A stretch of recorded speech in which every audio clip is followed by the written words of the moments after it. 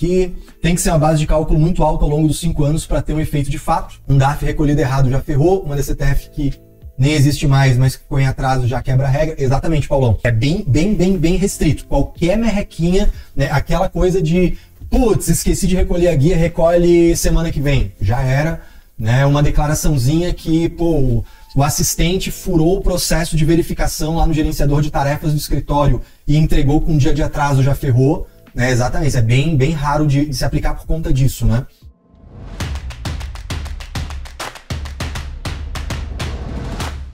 Mosca Branca perguntou o Paulo aqui, bônus de adimplência fiscal é algo raro, mas acontece. Pode comentar sobre como funciona, implicância, consequências, quem pode e etc. Claro que posso, Paulão. Deixa eu pegar aqui a legislação pra gente. E 10.637, artigo 30 e plox, né? Tá aí um assunto que, pô, é raro falar sobre isso mesmo, mas é maneiro, eu gosto desse assunto. Vamos lá. Vamos estudar junto, então? Vamos pegar aqui a questão. Artigo 38 fica instituído em relação aos tributos e contribuições administrados pela Receita Federal, bônus de adimplência fiscal. A gente está falando de CSLL, nesse caso especificamente, aplicável às pessoas jurídicas submetidas ao real ou presumido. Bônus, 1% da base de cálculo da CSLL, né? Uma dedução aí ok, né? Determinada segundo as normas estabelecidas para PJ submetida ao regime do lucro presumido. Vai ser calculado em relação à base de cálculo referida no inciso 1, né? Relativo ao ano em que for permitido o seu aproveitamento. Então a gente já antecipando, né? Vai ter a regra lá de ficar 5 anos adequadinho para num ano, então, né? Assim, cumprir 5 anos. Então nesse ano que você cumpriu 5 anos, vai ser concedido. Então, a minha tributação vai ser relativo ao ano calendário em que permitido o seu aproveitamento. A gente já tem que guardar essa informação. Na hipótese de período de apuração trimestral, o bônus será calculado em relação aos 4 trimestres do ano, né? E poderá ser deduzido da CSLL devido ao último trimestre. Então, aqui já mata uma dúvida que podia surgir, né? Tá, Caio, mas se eu sou lucro presumido, o presumido é trimestral e essa apuração trimestral ela é definitiva. Mas nesse caso a gente tem uma, entre aspas, exceção, né? Você vai calcular o desconto do 1% lá em relação ao ano todo e descontar no 4º trimestre. E aí diz pra gente que não fará jus ao bônus a pessoa jurídica que nos últimos 5 anos calendário se enquadra em qualquer uma das seguintes hipóteses. Então, ou seja, tá dizendo, cara, se tu bater na trave de uma dessas paradas aqui, tu não faz jus, tá? Então eu vou olhar os últimos 5 anos, ok? É, exatamente, 5 anos sem irregularidade. Agora a gente tá tendo esse negócio da empresa conforme, né? Que vai ter lá a nota a mais, nota não sei o que lá, o pessoal já tá recebendo, inclusive no ECAC. E, cara, eu não lembro de estar diretamente vinculado, mas eu entendo que esse bônus de adimplência poderia se vincular, inclusive, a esse programa, né? Essa empresa com essa conformidade lá. Acho que é empresa conforme o nome, né? Ó, 3 clientes hoje receberam a cartinha a mais, é isso aí, né? 10 com louvor, 10 com 3 estrelinhas. Pô, sucesso, né? A gente pode, inclusive, fazer uma mensagem para o nosso cliente. Parabéns, cliente, você não fez mais do que a sua obrigação, então você tem aqui um a mais. Beleza, muito bom, muito bom. Já pode pedir música no Fantástico, pode mesmo, é isso aí. Já pode fazer lá um torresminho caprichado, tomar uma cerveja, comer um torresmo para comemorar. Então vamos lá, não vai fazer jus se bater na trave ao longo de 5 anos em relação a lançamento, não pode ter lançamento de ofício, não pode ter débito com exigibilidade suspensa, né? Que é uma baita de uma sacanagem, né? Assim, pô, isso aqui cara, isso aqui é discutível. Então eu declaro débito com exigibilidade suspensa porque tem um processo, mas não pode, né? Então assim, não é simplesmente entregar tudo em dia e recolher tudo em dia. Tu não pode nem questionar o que tem hoje de matéria tributária, né? Não pode ter inscrição em dívida ativa, não pode ter recolhimento ou pagamento em atraso, né? E não pode ter falta ou atraso no cumprimento de obrigação acessória. Cara, por isso que o Paulão falou ali pra gente, a mosca branca, que é aquela história, cara, dizem que existe, mas eu nunca vi, né? Então assim, pô, 5 anos a empresa entregando todas as declarações em dia, a empresa pagando todos os tributos em dia, a empresa não tem inscrição em dívida ativa, a empresa não tem débito e exigibilidade suspensa, a empresa não tem lançamento de ofício de coisa que ela achou que não devia, mas que passou a ser devido. Né? Pô, cara, realmente é um brinco, né? É um brinco. E aí continua aqui pra gente. Na hipótese de decisão definitiva na esfera administrativa ou judicial que implique desoneração integral da pessoa jurídica, as restrições do 1 e do 2 serão desconsideradas desde a origem. Então aqui tem um risco, né? Imagina só, eu tenho lá um débito com exigibilidade suspensa. Putz, não vou mais poder usar o bônus de adimplência. Só que aí desenrolou o processo lá e não, é devido, é isso aí mesmo, decisão definitiva, seja administrativo, seja judicial. Então não, realmente, então volta lá atrás, considera que não teve nenhum pecado e vai valer o bônus de adimplência normalmente. Né? O período de 5 anos será computado por ano completo, inclusive aquele em relação ao qual dar-se-á o aproveitamento do bônus. Né? Isso aqui que eu acho que é uma outra dúvida muito recorrente, né? Então, pô, como é que vai ser essa contagem? É ano completo. Se é ano completo, janeiro a dezembro, né? Então, ano calendário de janeiro a dezembro, e eu vou considerar, né, inclusive aquele em relação ao qual dar-se-á o aproveitamento do bônus, né? Então, é ao final do 5º ano consecutivo que eu tenho direito ao bônus. Que pode ser uma dúvida, né? Pô, eu tenho que contar 5 anos certinho e no 6º ano aproveitar? Por esse parágrafo 5º, fica claro para mim. Assim, pô, eu tô falando do período de 5 anos calendário completo, ou seja, de janeiro a dezembro do primeiro ano, janeiro a dezembro do segundo, janeiro a dezembro do terceiro, janeiro a dezembro do quarto, janeiro a dezembro do quinto. No 5º, inclusive aquele em qual vai se dar o aproveitamento. Então, no 4º trimestre do 5º ano consecutivo, eu posso aproveitar o bônus. Porque lembra? Ele vai ser calculado, né? Ele vai ser aproveitado no último trimestre, né? Mas o bônus será calculado em relação aos 4 trimestres do ano. Então, eu vou calcular em relação no 5º ano de janeiro a dezembro, ou seja, os 4 trimestres, e vou aproveitar no 4º trimestre, considerando que é a apuração trimestral. E aí eu vou fazer o quê?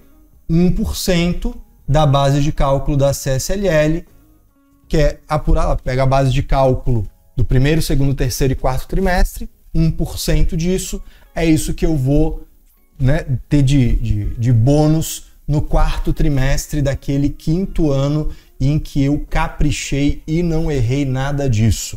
Tá? A dedução do bônus dar-se-á em relação à CSLL devida no ano calendário. A parcela do bônus que não puder ser aproveitada em determinado período poderá sê-lo em períodos posteriores, vedado o ressarcimento ou a compensação. Ou seja, né, imagina lá, primeiro ano ok, segundo, terceiro, quarto, no 5º ano, 4º trimestre, né, a apuração da CSLL do 4º trimestre do 5º ano, que eu vou recolher em janeiro do 6º ano, eu vou poder deduzir esse 1% calculado sobre todo o 5º ano, né? E aí, pô, a minha CSLL não chegou. Então tá dizendo aqui, cara, se tem uma parte do bônus que não deu para descontar daquele período, eu posso descontar da CSLL do 1º trimestre do 6º ano. Ah, mesmo assim não foi suficiente, eu posso usar, né, da da CSLL do segundo trimestre do 6º ano. Então eu tenho essa possibilidade aqui, beleza? A utilização indevida do bônus instituído por esse artigo implica imposição da multa de que trata o artigo 44 da Lei 9.430, duplicando-se o seu percentual.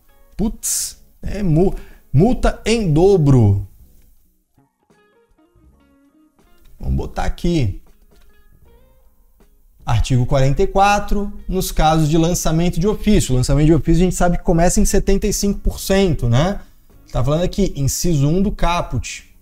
Inciso 1 do caput é exatamente isso, 75%. Ou seja, se você usar indevidamente o bônus de adimplência, já começa em 150 a multa de lançamento de ofício, sem prejuízo do disposto no parágrafo 2º. Os percentuais de multa serão aumentados de metade nos casos de não atendimento. Ah, beleza. Ok. É aquele agravante que pode ter. Show de bola. Aí é onde vai dar 225, né? Deixa eu só fazer a conta aqui. 75 pá... mais... É isso mesmo, é onde vai dar os 225 e aí, pô, dá para discutir, né, abusiva e tal, mas é uma dor de cabeça gigante, né? Muito bom, muito bom. O que mais? O bônus será registrado na contabilidade da PJ beneficiária, na aquisição do direito, a débito do ativo circulante e crédito de lucros ou prejuízos acumulados, né? Então, debita ativo, credita PL, e na utilização, né, a débito da provisão, a crédito, beleza, a Receita Federal não precisava, né, o legislador não precisava me explicar, né, como é que se contabiliza aí a utilização de um ativo, mas explicou, tá bom. Beleza? Então, deixa eu ver aqui um ponto que o Paulo mandou, né, que agora, beleza, a gente olhou, né, aqui a regra geral, e aí o Paulão, ele mandou aqui questão mais específica e a gente começa a, né, se divertir com isso. Só para lembrar, tá, pessoal? O bônus de adimplência, eu fui direto na lei, mas ele se repete na Instrução Normativa 1700. Legal? Então também você pode puxar por lá. Deixa eu ver aqui. Tem que ser uma base de cálculo muito alta ao longo dos 5 anos para ter um efeito de fato. Um DAF recolhido errado já ferrou, uma DCTF que nem existe mais, mas que ficou em atraso já quebra a regra. Exatamente, Paulão. É bem restrito. Qualquer merrequinha, né, aquela coisa de putz, esqueci de recolher a guia, recolhe semana que vem. Já era, né, uma declaraçãozinha que, pô, o assistente furou o processo de verificação lá no gerenciador de tarefas do escritório e entregou com um dia de atraso, já ferrou, né? Exatamente, isso é bem raro de se aplicar por conta disso, né? Caio, no início do artigo fala de lucro real ou presumido, mas depois fala somente de lucro presumido. Isso causou dúvida? Pode comentar também? Ah, saquei. É porque o cálculo, ele é pela regra do presumido, tá? Vamos dar uma olhada aqui. Deixa eu voltar aqui a tela. O que acontece? Vamos voltar aqui, ó. O caput do artigo 38, ele diz pra gente que se institui esse bônus e o bônus é aplicável para PJ com base no real ou presumido. Né? Então, assim, tanto empresa do real quanto empresa do presumido pode usar o bônus. Real anual, real trimestral e lucro presumido. E aí vem a questão, como é que se calcula o bônus? Né? Basicamente é isso que o parágrafo 1º está servindo. Ele corresponde a 1% da base de cálculo da CSLL determinada segundo as normas estabelecidas para PJ tributada no lucro presumido. E será calculado em relação à base de cálculo desse jeito, relativo ao ano em que foi permitido, ao 5º ano, tá? Então, o que acontece? Eu até acho legal mostrar, porque a instrução normativa, apesar de ser inferior na pirâmide de Kelsen, ela é mais organizada, tá? Então, quer ver? Ó, vamos abrir aqui a IN 1700.